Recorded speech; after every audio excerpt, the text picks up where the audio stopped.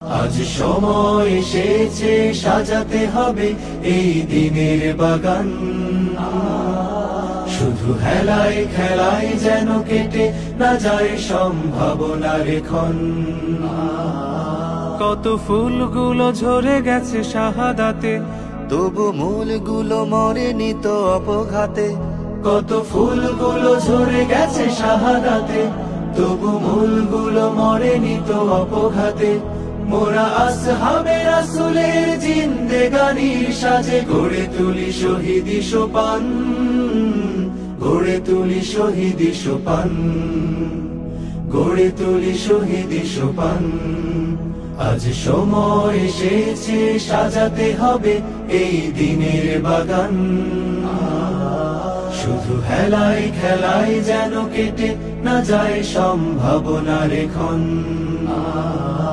সত্যের সংগ্রামে আমরাই চিরদিন মুক্তির আলো হয়ে জ্বলব, আশাহত এ জাতির আশার প্রাসাদ। এটা আসলে মানে মনের ভেতর ছিল, কিন্তু এইভাবে কেউ বরণ করতে পারে আসলে মানে এটা মাথায় ছিল না। সবচেয়ে ভালো লাগেছে আমার কাছে যে আজকে এই অনুষ্ঠানে আমাদের কোরআন দেয়া হয়েছে। এর আগে যে নবীন বরণ হয়েছে সেটার থেকে এটা একদমই আলাদা।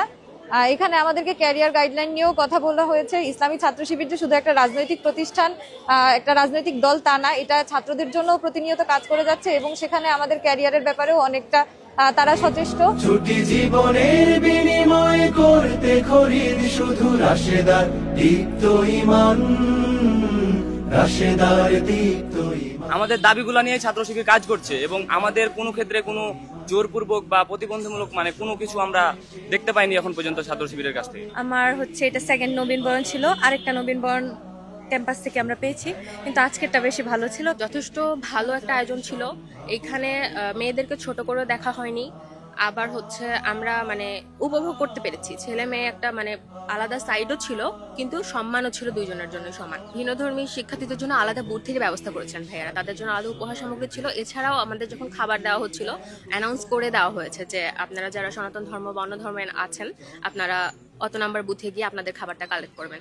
তারা সার্বজনীন চিন্তা করেছে, তারা শুধু একপাক্ষিক চিন্তা করেন। পুণ্যভূমি এই স্বাধীন সোনার দেশ, সম্প্রীতির এক উপমা, গর্ব নতুন করে জঞ্জাল দূর করে ব্যর্থ বিফল হতে দেব না।